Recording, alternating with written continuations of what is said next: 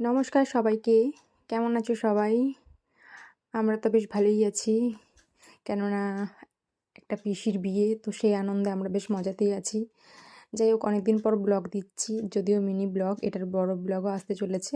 তো তোমরা নেক্সট দিন দেখে নিও, আমি নেক্সট দিন পোস্ট করবো ওইটা। আর এই যে আমার ননদ আমার সাথে।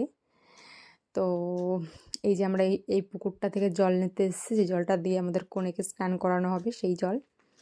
আর এই যে আমার একটা যা, ওই যে কাকি শাশুড়ি পেছনে। তো মোটামুটি সবাই মিলে এসছি।